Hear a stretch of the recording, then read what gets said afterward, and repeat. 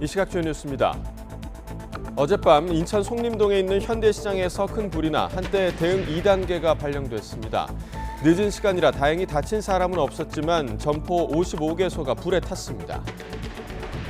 전국에서 크고 작은 산불이 이어지고 있는데 건조한 날씨에 바람까지 강하게 불면서 대형 산불에 대한 우려가 커지고 있습니다. 산림청은 논밭두렁 태우기 등에 대해 특별 단속에 들어갔습니다. 경기 부진에 부동산, 주식시장 침체가 겹치면서 1월 세수가 역대 최악으로 줄었습니다. 앞으로 세수 전망도 밝지 않아 불황의 가뜩이나 돈 쓸 곳이 많은 나라 살림에 비상이 걸렸습니다.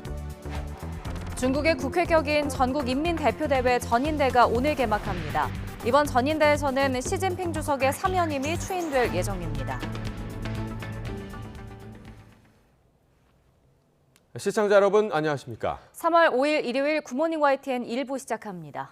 어젯밤 인천 송림동에 있는 현대시장에서 큰 불이 나 한때 대응 2단계가 발령됐습니다. 늦은 시간이라 다행히 다친 사람은 없었지만 점포 55곳이 불에 탔습니다. 안동준 기자가 보도합니다.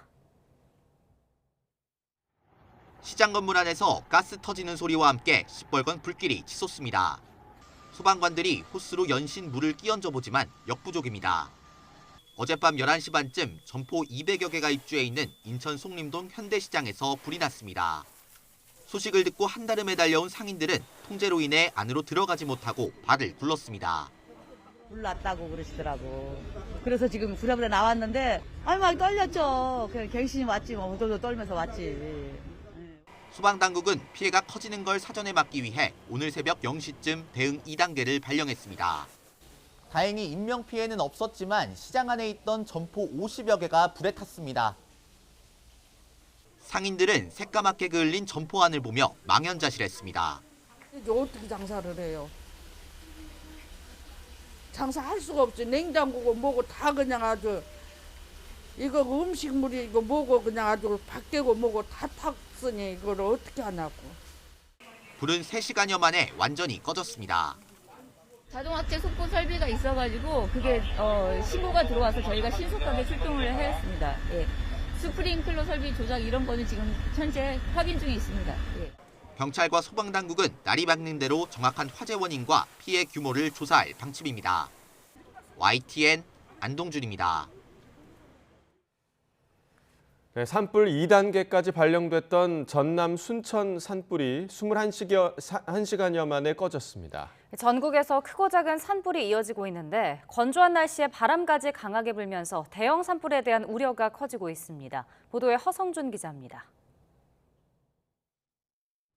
산 능선에 시뻘건 불길이 치솟고 하늘은 희뿌연 연기로 뒤덮였습니다. 헬기가 쉴 새 없이 물을 쏟아부어도 산불의 기세는 좀처럼 꺾이지 않습니다. 전남 순천시 월등면의 한 야산에서 시작된 산불이 21시간여 만에 겨우 꺼졌습니다. 산림 47만 제곱미터와 비닐하우스 2동을 잿더미로 만들고 주민 90여 명이 긴급 대피했습니다. 점심 먹다가 누가 불났다고 연기가 쳤다 해서 어떻게 엉겁게도 나온지도 모르고 나오니까 바람이 그냥 세게 부니까 불이 막 하늘로 올라갔던 거야. 건조한 날씨와 강한 바람 탓에 전국에서 산불이 끊이지 않고 있습니다. 최근 열흘 동안 전국의 누적 강수량은 20mm 미만으로 매우 건조한 상태입니다. 여기에 불안정한 기층 탓에 바람까지 강해지고 있어 산불 발생 위험이 더욱 커지고 있습니다. 날이 풀면서 산을 찾는 사람이 늘고 농사 준비를 위해 소각행위가 많아지는 것도 부담입니다. 산림과학원은 이번 달부터 5월 사이 남부지방의 산불 발생 위험을 매우 높음으로 전망했습니다. 산림당국은 산 인근에서의 소각행위를 집중적으로 단속하고 산불을 내면 실수든 고의든 무관용으로 처벌받는다고 강조했습니다. YTN 송준입니다. 산림청이 최근 날이 풀리면서 논밭두렁 태우기 등 소각으로 인한 산불이 급증하고 있어 어제부터 특별 단속에 들어갔습니다. 지난해 11월 15일부터 개정된 산림보호법은 산림 100m 이내에서 불을 피우는 것을 전면 금지하고 있고 이를 어길 경우 최고 100만 원의 과태료를 부과합니다.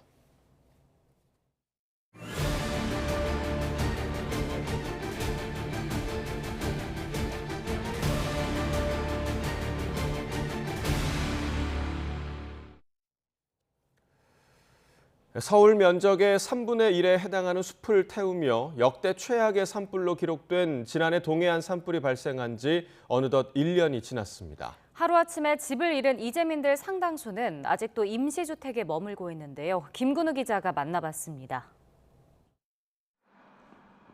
불씨가 강풍을 타고 순식간에 마을을 덮칩니다. 화마가 송두리째 집을 삼켰지만 속절없이 바라볼 뿐 할 수 있는 일은 없습니다. 아이고 어떡해. 아이고 진짜. 동해안 산불로 많은 이들이 삶의 터전을 잃은 지도 1년이 지났습니다. 주미자 씨는 아직도 집이 있던 자리만 보면 한숨만 나옵니다. 이곳에서 4 자녀를 모두 키웠습니다. 하지만 산불로 집을 잃은 뒤 1년째 임시 조립주택에서 살고 있습니다. 24제곱미터의 좁은 집은 여름엔 덥고 겨울엔 춥습니다. 이렇게 될 줄 왜 알았어요? 이곳에 60년을 살았는데 그 집에 사다가 생을 마감한다 했는데 이렇게 될 줄 어떻게 알았어요? 불편한 건 어떻게든 참을 수 있지만 평생의 터전을 송두리째 잃은 그날의 악몽은 아직 주 씨를 괴롭힙니다. 이게 참말로 우리 집이나 싶어요. 그만 다 주저앉아가지고 뭐 집이가 다 내려앉아가지고 있고 아이고 이런 큰 방에 어디갔노 막 그러면서 펑펑 물러 앉아가지고 울었어요. 돈도 돈이지만 주민 대부분이 70, 80대 노인들인 만큼 다시 집을 지을 엄두가 나지 않습니다. 하지만 한 달 뒤에는 지자체에서 받은 임시주택도 비워져야 합니다. 울진군은 임시주택 사용기간을 1년 더 연장하는 등 대책을 마련할 방침입니다. 하지만 살던 마을이 아직 폐허로 남아있는 상황에서는 언제 새 집을 짓고 또 옮길 수 있을지 막막하기만 합니다. 집을 짓는 부담을 덜 수 있도록 정부나 지방자치단체의 지원이 필요하다는 목소리도 나옵니다. 집이나 얼른 모두 정부에서 조금 도와줘가지고 집이나 얼른 지어가지고 좀 살아보고 죽었으면 좋읍시다. 나는 그게 내 바람이다. 악몽 같았던 산불 이후 1년이란 시간이 지났지만 주민들의 상처는 아직도 계속되고 있습니다. YTN 김근우입니다. 네, 올해 들어 가장 따뜻한 날씨를 기록하며 봄 기운이 성큼 다가온 주말이었습니다. 이 공원이나 고궁에도 따사로운 봄 날씨를 즐기려는 사람들의 발길이 이어졌습니다. 김태원 기자가 곳곳을 둘러봤습니다.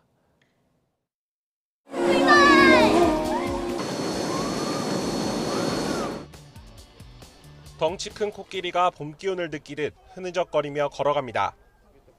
아이부터 엄마 아빠까지 이 장면을 놓칠세라 사진 찍기에 여념이 없습니다. 여유롭게 나무를 타는 원숭이에게도 손을 흔들어 봅니다. 사람과 동물 모두 봄 기운 속으로 빠져듭니다. 봄 돼서 날씨도 따뜻해지고 해서 이제 바깥놀이 좀 하고 싶어가지고 애들 데리고 나왔어요. 애기가 호랑이 보고 싶다 그래가지고 좀 이따 호랑이 보러 가려고요. 올해 들어 가장 따뜻한 날씨, 공원을 찾은 사람들의 옷차림에서 알 수 있습니다. 엄마와 함께 놀이터에서 흑장난하던 3살배기의 얼굴에는 웃음꽃이 절로 피어납니다. 날씨가 풀려서 나왔는데 조금 더 좋아지면 더 많이 다닐 것 같아요. 동물원 이런 데 체험하러 다니고. 산들거리는 봄바람, 주인과 함께 산책에 나선 반려견도 기분 좋게 만듭니다. 지금은 밖에서 산책을 해도 뭐 춥고 이런 게 없고 오히려 따뜻하니까 지금 좋아하는 것 같지 않나요? 네. 코로나 위기가 멀어지자 외국인 관광객들도 돌아오기 시작했습니다. 고운 한복이 따사로운 봄 날씨에 더 어울리는 듯합니다. 今チマチョゴリを着てるんですけど、気温が暖かくて春なのでこれ着て外にいても全然寒くないです。예, 최고! 유독 춥게 느껴졌던 지난 겨울, 언제 오나 했던 봄은 이미 우리 곁에 와 있습니다. YTN 김태원입니다. 네, 봄의 전령사로 불리는 매화가 경남 양산 일대를 수놓기 시작했습니다. 이번 주말쯤 절정에 이를 것으로 보이는데 코로나19로 중단됐던 매화 축제도 4년 만에 열릴 예정입니다. 차상은 기자입니다. 나뭇가지 끝에서 하나 둘씩 피어오른 작은 꽃송이들, 봄의 전령사 매화입니다. 찬바람이 아직 가시지 않았지만 봄 기운을 먼저 느낀 홍매화는 조금 일찍 꽃망울을 터뜨렸습니다. 하얀 꽃잎을 자랑하는 백매화도 기지개를 켜기 시작했고 푸른빛이 매력적인 청매화도 경쟁하듯이 잠에서 깨어납니다.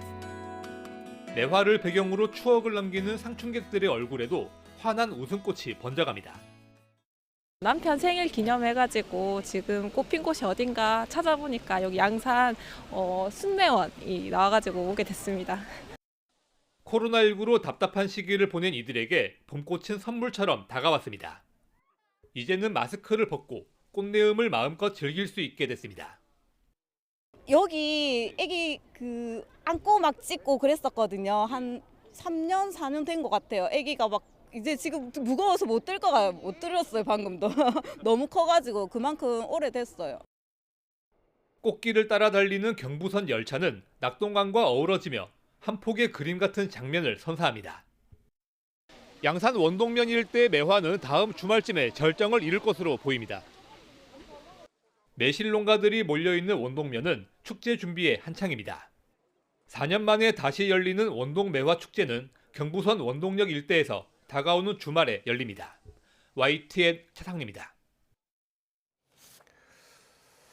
국민의힘 새 대표를 선출하는 당원 투표 첫날 투표율이 35%에 육박하며 역대 전당대회 1일차 투표율 가운데 최고치를 기록했습니다.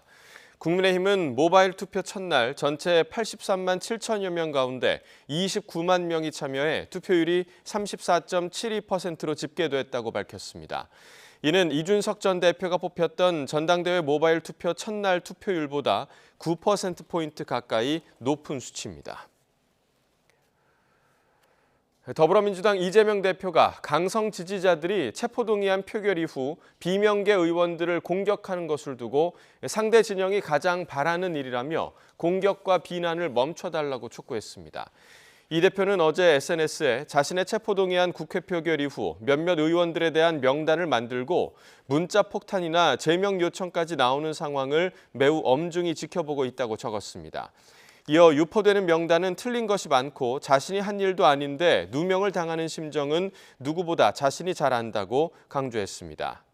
이 대표는 배제의 정치는 결코 통합의 정치를 이길 수 없다며 네거티브가 아니라 포지티브로 더 많은 지지를 얻을 수 있다고 덧붙였습니다. 더불어민주당이 이른바 대장동 50억 클럽 특검 법안을 발의한 데 대해 국민의힘이 이재명 대표 방탄을 위한 마지막 카드라고 강하게 비판했습니다. 장동혁 원내대변인은 논평을 내고 50억 클럽 특검법은 한마디로 이재명이 임명한 특별검사에게 대장동 일당을 넘기라는 것이라며 이같이 밝혔습니다.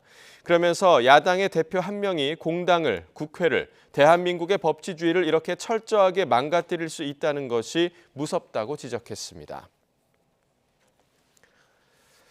이에 대해 민주당은 부실 수사에 대한 부끄러움도 없이 억지 주장을 하고 있다며 정말 파렴치하다고 반박했습니다. 이경 상금 부대변인은 논평에서 애초에 윤석열 검찰이 전현직 국민의힘 의원들과 법조계 고위 인사들에 대해 제대로 수사했다면 특검이 추진될 리 만무하다며 이같이 지적했습니다. 그러면서 50억 클럽 관련자 대다수가 여당 관련자들인데 국민의힘이 특검을 추천하려고 했느냐면서 차라리 고양이에게 생선 가게를 맡기자고 하라고 비난했습니다. 대통령실과 정부 여당이 청탁금지법, 이른바 김영란법 개정에 계속해서 군부를 지피고 있습니다. 3만 원으로 제한된 식사비를 5만 원으로 올리는 안이 거론되고 있는데 주무부처인 국민권익위원회는 일단 부정적입니다. 이승배 기자입니다. 처음 이슈를 던진 건 대통령실이었습니다. 음식값 한도를 현재 3만 원에서 5만 원 등으로 올릴 수 있느냐 이런 질문이 있었는데 전반적으로 좀 내수를 진작할 수 있는 방안이 있는지 그런 좀 큰 차원에서 논의가 좀 진행 중이다 이렇게 봐도 될 것 같습니다. 이영 중소벤처기업부 장관도 식사비 한도를 기존 3만 원에서 5만 원으로 2만 원 더 높여달라고 정부에 정식 건의하며 불을 지폈습니다. 여당도 거들고 나섰습니다.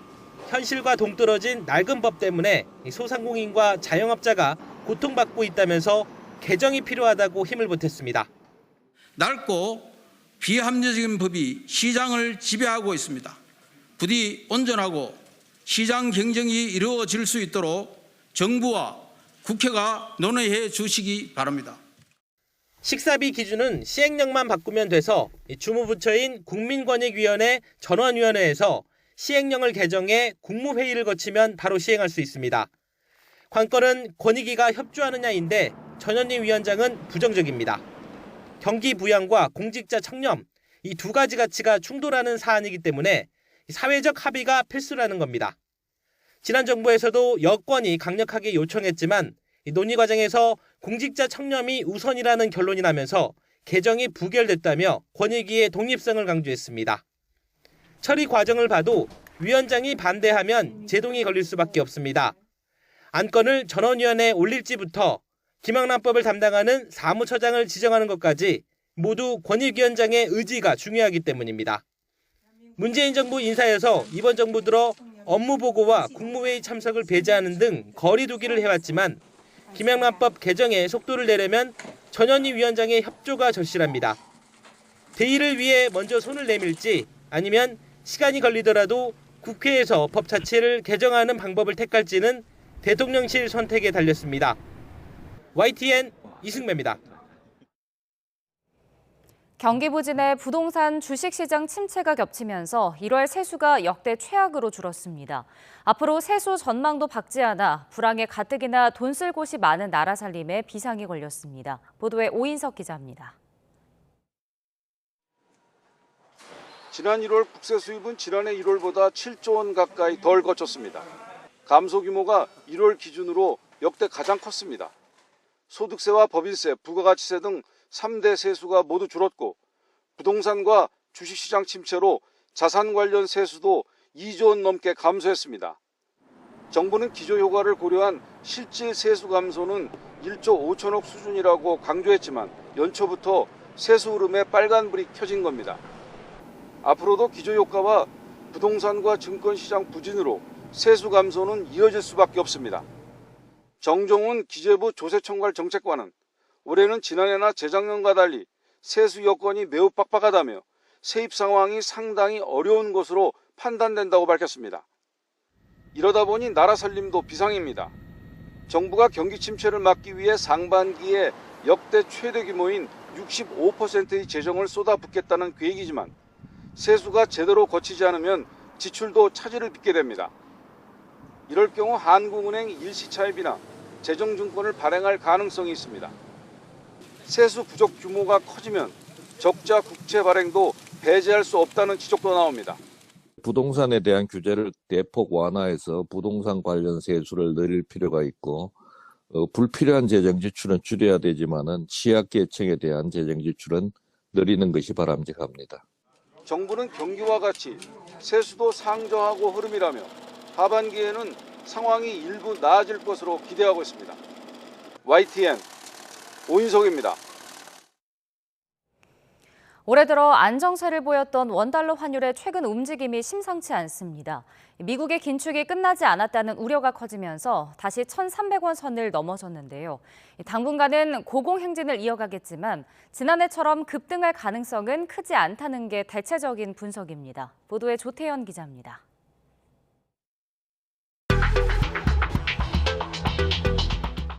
미국발 긴축 공포가 금융시장을 덮쳤던 지난해 하반기, 미국 달러 가치가 천정부지로 치솟으며 원달러 환율은 결국 1,400원의 벽마저 넘어섰습니다.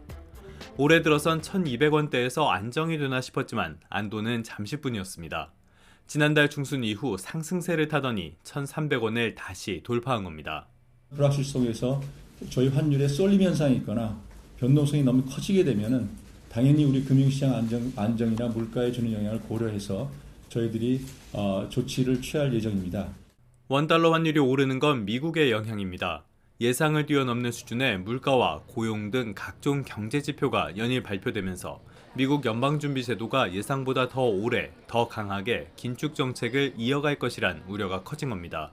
외환시장에서는 하반기쯤 되면은 미국의 긴축 정책의 기조가 풀리면서 흔히 말하는 달러와 약세도 이어질 것이고 이후 이제 미국의 소비자 물가지수, 생산자 물가지수, 노동시장 지표들이 발표가 되었고 이런 것들이 모두 다 긴축 정책의 방향을 유도를 하면서 어떻게 지시를 하면서 이 같은 미국 달러의 강세 그리고 원화 약세는 한동안 이어질 것으로 보입니다. 다만 지난해 환율에 큰 영향을 미쳤던 영국 파운드화 위기 같은 다른 변수가 있는 건 아닌 만큼 오름폭은 제한적일 것이란 분석입니다. 미국 연준이 한 5.5%나 5.75%까지도 금리를 올릴 수 있을 것이다라는 불안감 때문에 다만 이제 올해 금리를 많이 올린 것뿐만 아니라 내년에 이제 금리를 어떻게 낮출 거냐라는 부분도 중요한데 그 부분이 이제 확인된다면 환율이 좀 안정이 되지 않을까라고 보고 있습니다. 원달러 환율의 고공행진은 수입 단가를 높여 수입 물가 상승으로 이어지게 됩니다. 미국과의 기준금리 격차가 환율 상승의 원인이라는 점을 고려하면 미국보다 한 발 앞서 기준금리를 동결한 한국은행의 부담도 커질 수밖에 없을 전망입니다. YTN 조태현입니다.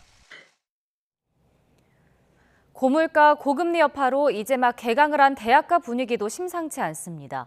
월세와 전세이자 그리고 학교 주변 음식값마저 크게 올라서 학생들은 일찌감치 생활비 절약에 나섰다고 합니다. 강민경 기자가 대학가를 둘러봤습니다.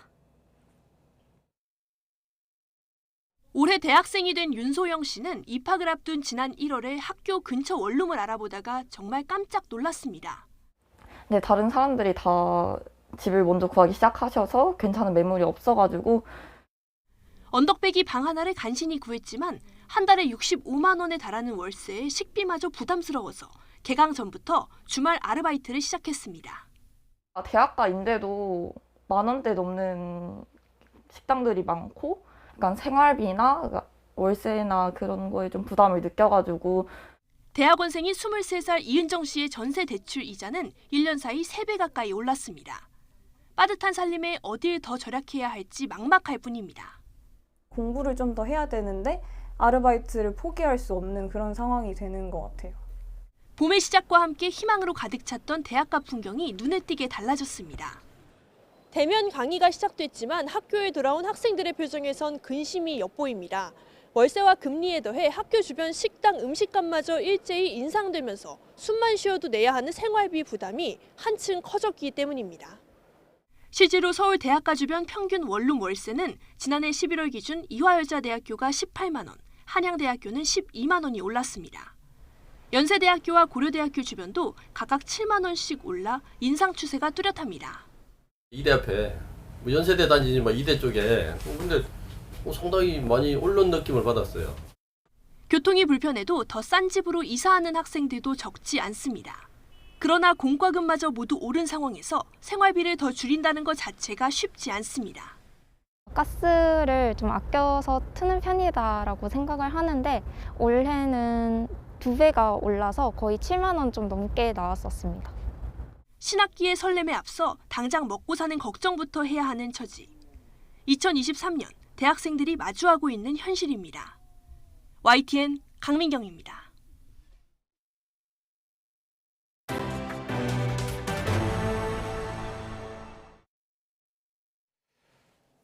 정순신 전 국가수사본부장 아들의 학교폭력 사건이 특히 공분을 산 이유는 가해자는 반성도 없이 법을 앞세워서 잘 사는 반면 피해자는 2차 피해까지 겪으며 일상이 망가졌기 때문입니다. 이 대통령실까지 나서서 끝장 처벌을 공언하고 있지만 무엇보다 피해자 중심의 대응이 중요하다는 지적이 나옵니다. 김연아 기자가 보도합니다. 정순신 전 국가수사본부장의 아들은 학교폭력으로 서울대 진학 당시 감점을 받았습니다. 다만 정시 전형의 교과 외 감점은 1점 수준이라 당락에는 영향이 없었습니다. 정부는 이달 말 발표할 대책으로 학교폭력 가해자는 정시에서도 불이익을 크게 주는 방안을 고려하고 있습니다. 대입을 중시하는 우리 사회 분위기를 고려한 대책이지만 가해자 처벌보단 예방 성격이 큽니다. 윤 대통령은 미국식 원스트라이크 아웃 제도를 언급하며 강력한 대책을 주문했습니다. 학교 폭력도 한 번 잘못하면 인생이 끝난다는 취지로 가해자 처벌을 강화하자는 겁니다. 실제로 미국 대부분 주에선 피해자 보호를 최우선하는 무관용 원칙을 적용해 가해 학생을 엄하게 형사처벌하고 나아가 그 부모에게도 벌금을 물리거나 구금 또는 체포하는 곳도 늘고 있습니다. 1차적으로 가해 학생 부모에게 자녀를 교육하라는 경고가 내려지고 만일 경고 이후 90일 이내에 가해자의 행동이 변하지 않으면 약 366달러의 벌금이 부과되며 교육계에선 처벌만이 능사가 아니라는 목소리가 나옵니다. 피해자 중심의 대응이 중요한데 사후 처벌보단 사전 교육이 더 중요하다는 의견도 많습니다. 이에 따라 교육부는 인성교육과 학교 문화 개선, 교권 강화 관련 의견도 수렴하고 있습니다. 학교 폭력으로 신고하기 전에 교사가 좀 더 아이들에게, 학생들에게 관심을 갖고 어떤 갈등 상황이 문제가 되면 이 아이들의 갈등을 해결하고 서로 대화를 통해서 화해할 수 있도록 이런 좀 능력이 키워져야 되는데, 이조 부총리는 엄벌주의 기조하에 공정성 이슈와 인성교육 강화 방안 등을 고려해 이달 말 관련 대책을 발표할 예정입니다. YTN 김연아입니다. 퇴근길 열차 안에서 흉기 난동을 벌인 30대 여성에 대해 경찰이 구속영장을 신청했습니다. 서울지방철도특별사법경찰대는 열차 안에서 흉기를 휘둘러 승객 3명을 다치게 한 혐의로 37살 여성 A씨에 대해 구속영장을 신청했다고 밝혔습니다. A씨는 그제 오후 5시 50분쯤 경기 용인시 죽전역에 접근하던 열차 안에서 승객과 말다툼을 하다가 흉기를 휘두른 혐의를 받습니다. A씨는 휴대전화 소리를 줄여달라는 승객과 다투다가 아줌마라는 말을 듣고 홧김에 범행을 저질렀다고 진술한 것으로 조사됐습니다. 또 정신질환과 관련된 약을 처방받아 복용 중이었던 것으로 밝혀졌습니다. 지난주 예고 없이 중단돼서 큰 불편을 초래한 전국 법원 전산 시스템이 내일 새벽까지 거듭 중단됩니다. 대법원 법원행정처는 내일 새벽 6시까지 각급 법원 누리집의 일부 재판사무 서비스와 전자소송 시스템을 이용할 수 없다고 밝혔습니다. 대법원은 이번 달에 새로 생긴 수원회생법원과 부산회생법원의 업무를 지원하고자 옮길 데이터가 더 있어 서비스를 중단했으며 실제 작업 소요 시간에 따라 재개 시점이 단축되거나 길어질 수 있다고 설명했습니다. 법원 전산 시스템이 멈춘 건 2일에 이어 두 번째로 앞서 김상환 법원 행정처장은 재판 진행 등에 차질이 생기자 사과문을 내기도 했습니다. 고용보험에 가입한 근로자가 실직할 경우 구직 활동을 돕기 위해 국가는 소정의 급여를 지급하고 있습니다. 바로 실업급여인데요. 부정수급과 반복수급이 끊이지 않고 있습니다. 최명신 기자가 보도합니다. 중소기업에 다니던 김모 씨는 지난해 회사가 문을 닫자 인도네시아로 출국했습니다. 해외 출국자가 실업급여를 받기 위해선 고용센터에 사전 신고하고 심사를 받아야 하지만 김 씨는 지인을 통해 마치 국내인 것처럼 속여 실업급여를 신청했습니다. 이렇게 6개월간 1,300만 원을 챙겼습니다. 고용노동부는 지난해 11월부터 석 달 동안 실업급여 특별점검을 벌여 대리 신청을 통한 해외 체류기간 부정수급자 240명을 적발했습니다. 또 취업 사실을 숨기거나 다르게 신고한 345명과 병역 의무 기간 중 실업급여를 챙긴 21명도 함께 적발했습니다. 부정수급액은 14억 5천만 원에 달합니다. 노동부는 추가 징수액을 포함해 23억 1천만 원을 반환하도록 명령하고 범죄 행위가 중대한 178명에 대해선 형사처벌도 병행하기로 했습니다. 부정수급에 대해 전국 48개 지방건서의 고용보험 수사관이 정보 연계, 특별점검, 기획조사, 검경, 공조수사 등을 통해 강력하게 단속하고 있습니다. 언제 적발되느냐가 문제일 뿐 반드시 적발됩니다. 실업급여 반복 수급 문제도 논란입니다. 현행 제도에선 실직 전 180일 이상 일하면 실직 후 6개월 동안 실업급여를 받을 수 있습니다.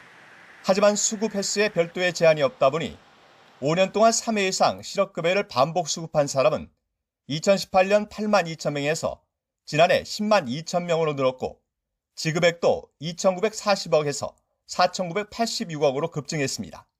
실업급여 반복 수급 문제를 방치할 경우 고용보험 기금 고갈을 가속화해 실제 일자리가 필요한 근로자에게 피해가 돌아간다는 지적입니다.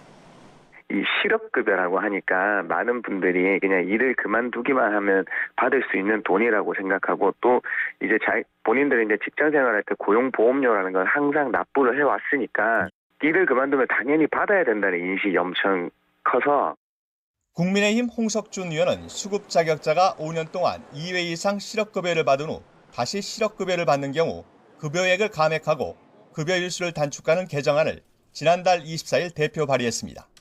노동부는 올 상반기 실업급여 지급 수준과 방법 개선 등을 담은 제도 개선안을 마련한다는 계획입니다. YTN 최명신입니다. 전국적으로 소아청소년과 전문의 부족 사태가 심각해지고 있는데요. 이런 가운데 울산시가 울산대병원과 손잡고 소아 응급 환자 24시간 진료 체계를 구축했다는 소식입니다. JCN 울산중앙방송 김나래 기자가 전해드립니다. 저출산 문제에다 소아 의료 체계까지 비상이 걸렸습니다. 소아 청소년과 의료진 지원율은 모집 정원보다 한참 모자라 의사 구하기가 쉽지 않습니다. 성인에 비해 의사 표현이 어렵고 업무 강도가 높은 데다 어린이 환자 수가 줄면서 개원이 어려워졌기 때문입니다. 이에 울산시가 소아과 전문의 부족 문제 해결을 위해 대책 마련에 나섰습니다. 야간 진료에 어려움을 겪는 소아 응급 환자를 위한 연중무휴 24시간 진료 체계를 구축했습니다. 최소한 채용이 되는 대로 일단 저희가 야간 진료소부터 이제 정상화를 시키고 이어서 이제 주말 진료 그리고 이제 인원을 다 채우게 되면은 365일 24시간 진료 체계가 갖춰질 수 있도록 그렇게 생각을 하고 있습니다. 울산시는 부족한 소아청소년과 의료진의 인건비 등 운영비를 지원할 예정입니다. 부모와 아이들이 안심하게 이 소아 진료를 받을 수 있도록 울산대학교 병원하고 지금 협업을 했습니다.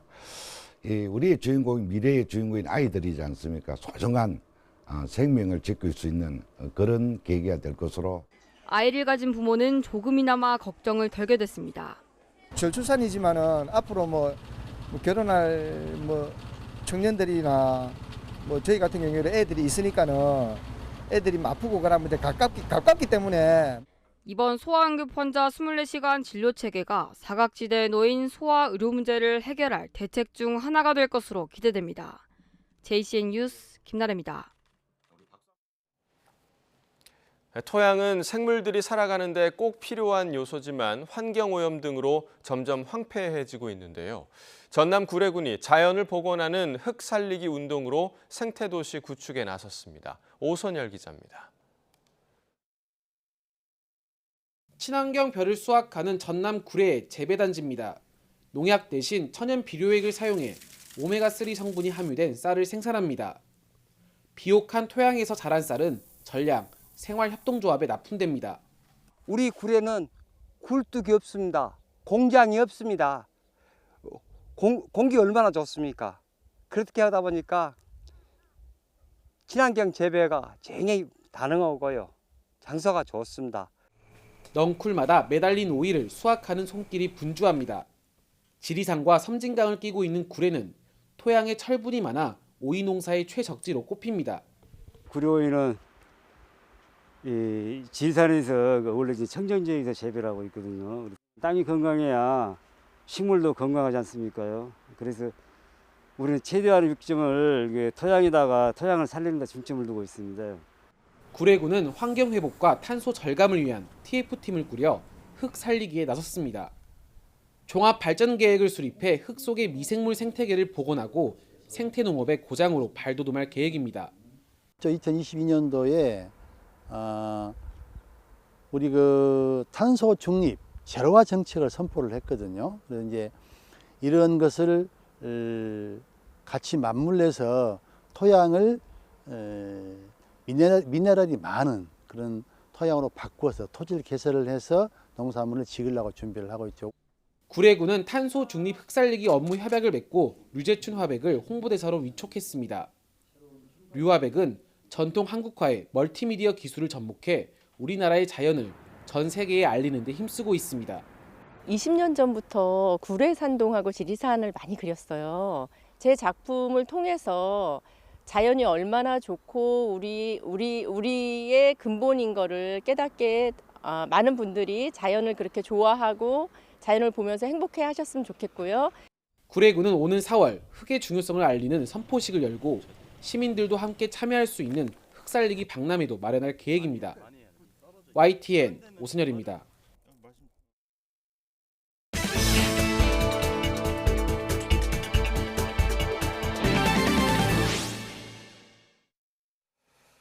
네, 3D 프린터로 만든 우주 로켓이 세계 최초로 8일 미국에서 발사될 예정입니다.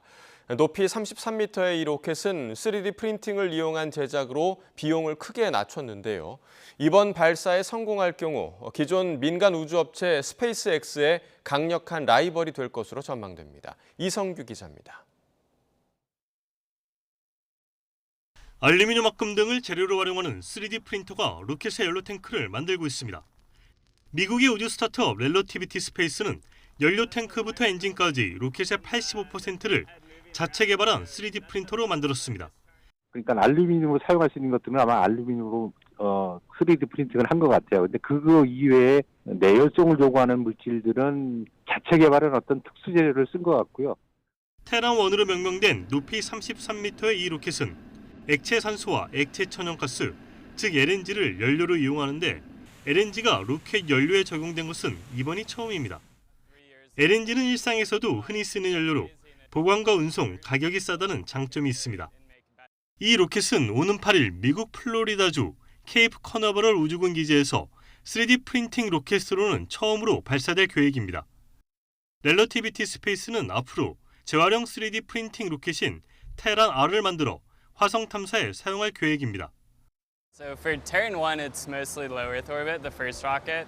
Terran-R can actually send payload to the moon, to Mars. I mean, it's pretty huge.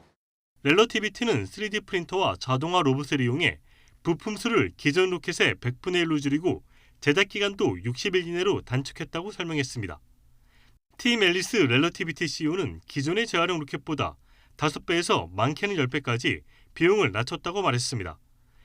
재활용 로켓으로 획기적으로 발사 비용이 낮아진 발사체 시장에 3D 프린팅 로켓이 또 한 번 경쟁에 불을 붙일지 주목됩니다. YTN 사이언스 이성규입니다.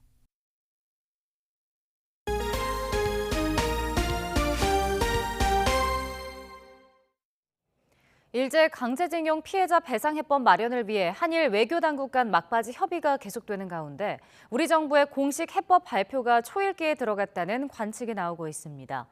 외교부는 대법원 확정 판결을 받은 강제징용 피해자에게 우선 한국 기업이 먼저 배상하는 제3자 변제 해법을 이번 주 중에 발표할 계획인 것으로 알려졌습니다. 그동안 전문가들은 일본 피고 기업 참여를 전제로 한 해법은 일본의 동의를 받기 어려운 만큼 제3자 변제 해법을 마련한 뒤 일본 기업들의 자발적 참여를 끌어내는 방안을 현실적인 대안으로 거론해왔습니다. 외교부 당국자는 현재 외교 당국 간 협의가 진행 중이며 종료되는 대로 설명하겠다고 말했습니다. 중국의 국회격인 전인대, 즉 전국인민대표대회 연례회의가 오늘부터 13일까지 9일간 베이징에서 열립니다. 리커창 총리는 오늘 오전 전인대 개막식에서 정부 업무 보고를 통해 중국의 경제 성장률 목표치를 비롯해 올 한 해 주요 정책 목표를 발표합니다. 전인대 대표 2,900여 명은 회의 기간 제20기 중앙위원회 제2차 전체 회의가 마련한 정부 고위직 인사 문제와 각종 법안을 추인할 예정입니다. 시진핑 주석은 지난해 당대회에서 당 총서기와 당 중앙군사위 주석에 오른 데 이어 국가주석과 국가중앙군사위 주석에 재선출되며 명실공히 당정군을 모두 장악한 1인자임을 다시 한번 확인하게 될 예정입니다. 우크라이나와 러시아가 우크라이나 동남부 지역 바흐무트를 놓고 오랫동안 치열한 공방전을 벌였습니다. 전쟁이 한동안 교착 상태에 빠져 고전하면서도 이 지역에 집착한 이유가 뭔지 김선희 기자가 전해드립니다. 전쟁이 휩쓸고 간 바흐무트의 최전방. 멀쩡한 건물을 찾기 힘들 정도로 폐허가 됐습니다. 우크라이나 전쟁 이후 가장 치열한 전투가 계속됐던 전장은 그야말로 생지옥입니다. 바흐무트 주변 7개 마을은 하루에도 14차례 교전이 벌어지며 병원은 아비규환입니다. Или все не настолько по мелочи, как мне кажется? Да все нормально. Я живой. И слава богу. Думаю о двух остальных. 바흐무트는 러시아계 주민이 많은 동부 돈바스, 루안스크와 도네스크주를 탈환하기 위해 우크라이나가 꼭 지켜내야 하는 길목에 있습니다. 러시아가 이 지역을 장악하면 우크라이나 내륙으로 진격이 가능해져 전쟁의 판도가 바뀔 수 있습니다. 바흐무트는 지난해 치열한 전투가 벌어졌던 마리우폴처럼 이번 전쟁의 지표이자 요새가 되면서 양쪽 다 포기할 수 없는 자존심이 됐습니다.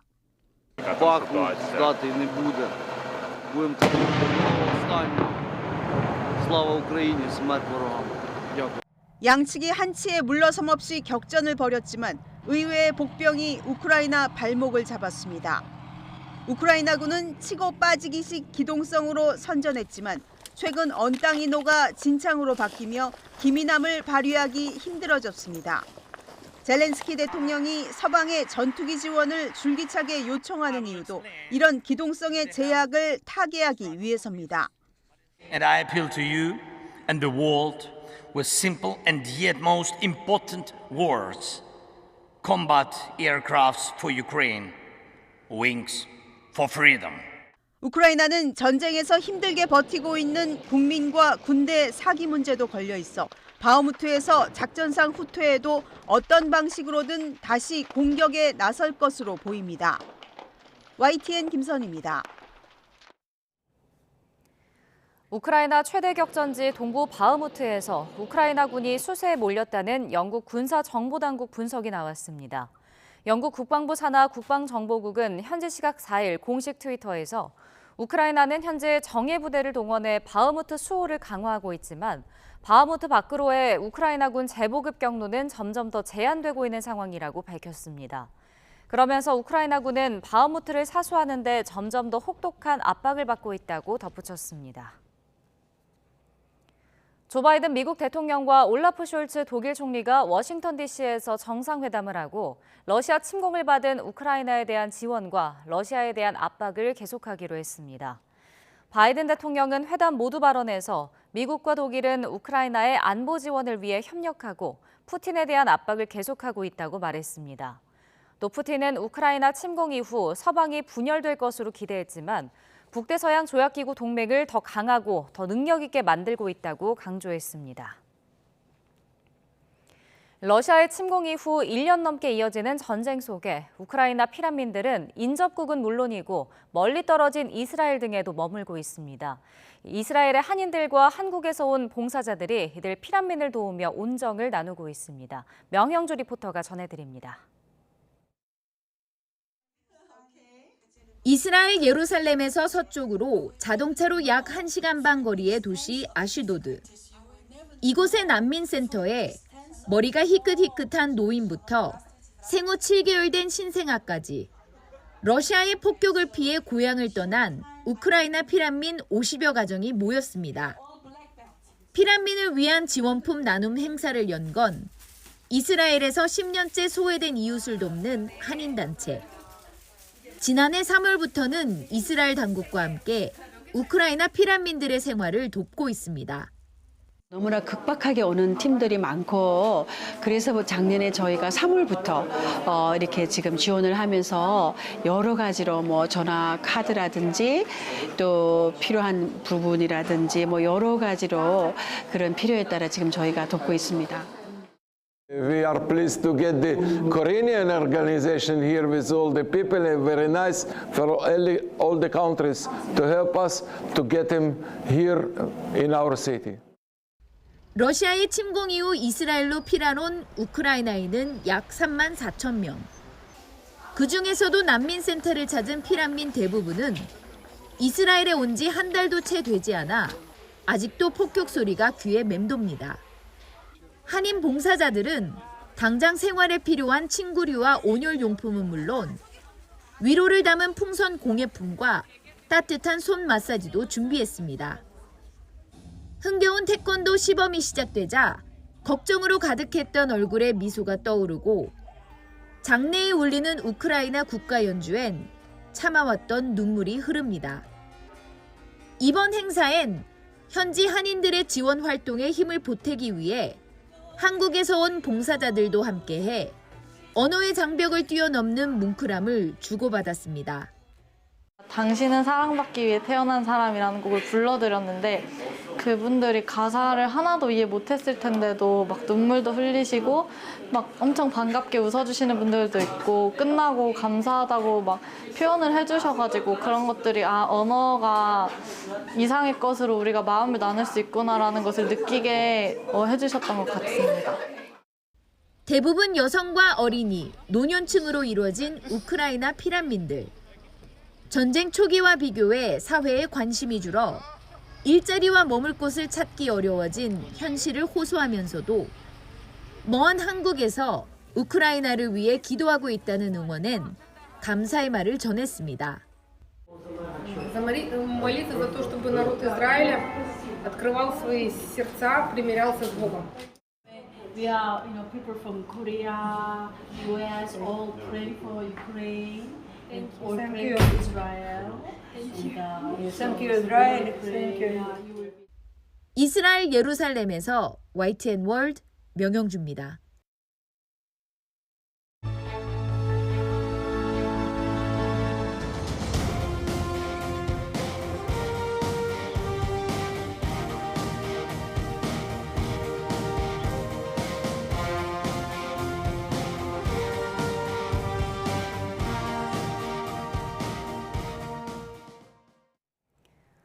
네, YTN이 전 세계 해외 방송을 시작한 지 올해로 20주년을 맞았습니다.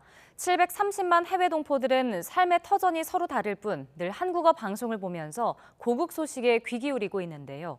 이들에게 타국에서 접하는 한국어 방송은 어떤 의미인지, 또 동포 사회의 영향력이 갈수록 커지는 글로벌 한민족 시대에 YTN 해외 방송의 역할은 무엇인지 짚어봅니다. 박선영 PD가 전해드립니다.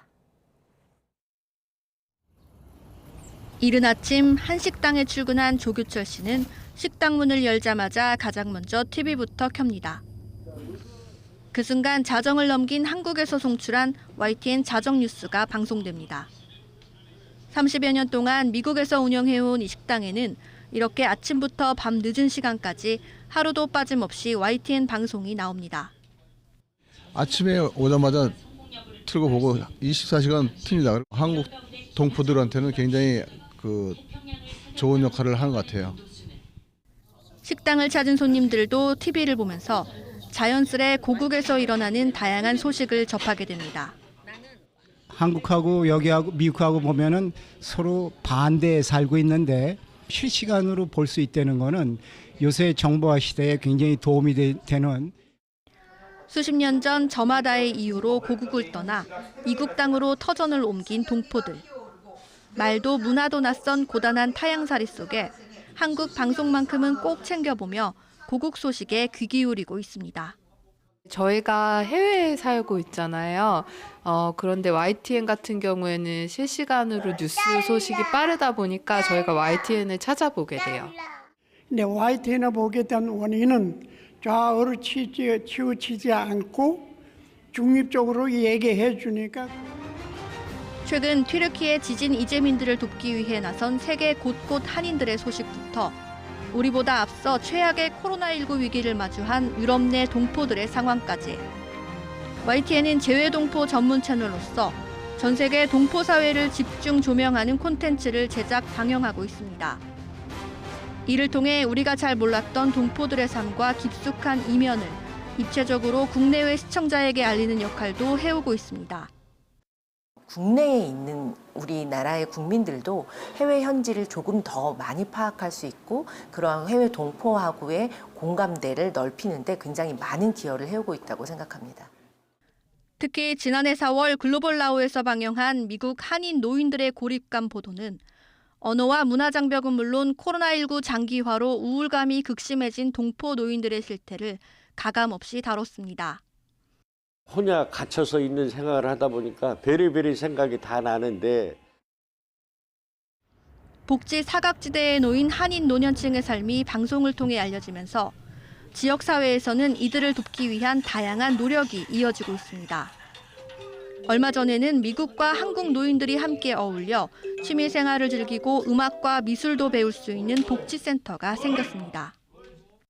YTN에서 방송된 미주 한인 노인 실태를 듣고서 이곳 한인 단체에서 많은 자각을 하게 되었습니다.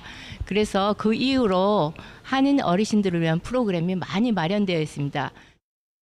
노인들이 할 수 있는 일들이 더 많아진 것 같아요. 그것이 다 방송의 위력이 아니겠어요? 너무 그런 거 생각하면 감사를 드립니다. 이처럼 곳곳에 흩어진 동포들에게 실시간 고국 소식을 전하고 각 동포 사회의 크고 작은 이슈를 소개해 긍정적인 변화까지 끌어낼 수 있다는 점에서 한국어 해외 방송이 전 세계 한민족 연결고리 역할을 계속해야 한다는 평가가 나옵니다. 해외 동포들 그다음에 한국에 있는 한국 국민들을 서로 하나로 연결해주는 그런 방송은 거의 없다라고 봐야겠죠.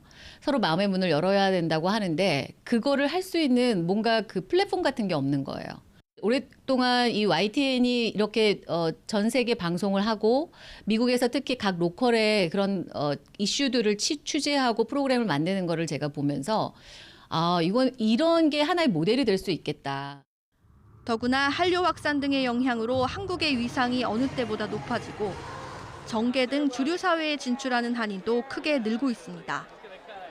이처럼 눈에 띄게 영향력이 커진 동포 사회와 모국이 가까이 연결돼 상생 발전하기 위해서도 한국어 해외 방송의 역할이 더욱 중요해진다는 게 전문가들의 진단입니다. 미디어를 통해서 재외동포 소식을 전하는 것은 대한민국 국민과 재외동포의 동질성을 확보하는 가장 좋은 방법이라고 생각을 합니다.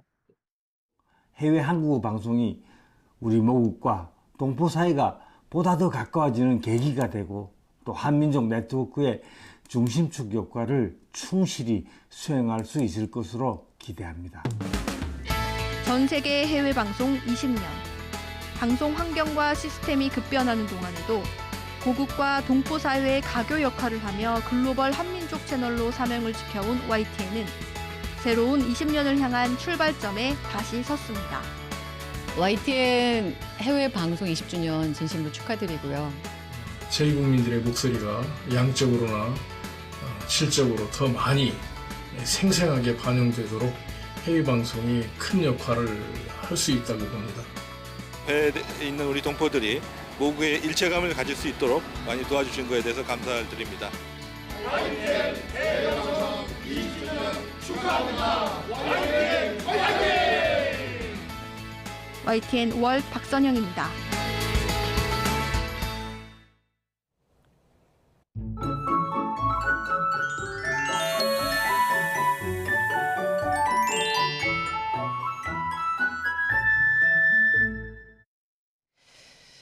오늘은 어제보다 더 따뜻하겠습니다. 서울의 낮 기온이 16도까지 올라서 4월 상순처럼 따뜻하겠는데요. 하지만 아침 저녁으로는 꽤 춥습니다. 큰 일교차 염두에 두시고 옷차림 잘 해주시길 바랍니다. 이 미세먼지가 아쉽습니다. 오늘도 대부분 지방의 공기가 탁하겠고 경남과 제주도는 오전에 일시적으로 나쁨 단계 예상됩니다. 건조함도 이어지고 있습니다. 최근 크고 작은 화재가 잇따르고 있는 만큼 불조심해 주시길 바랍니다. 현재 기온 살펴봅니다. 서울이 영상 3.2도, 춘천이 영하 1.8도, 부산은 영상 7.4도고요. 낮에는 지금보다 기온이 10도 이상 크게 오릅니다. 서울과 춘천이 16도, 청주 17도, 광주 19도, 부산은 15도까지 오를 것으로 보입니다. 날씨 전해드렸습니다. 네, 굿모닝 YTN 1부 마칩니다. 잠시 후 5시 50분 2부에서 뵙겠습니다.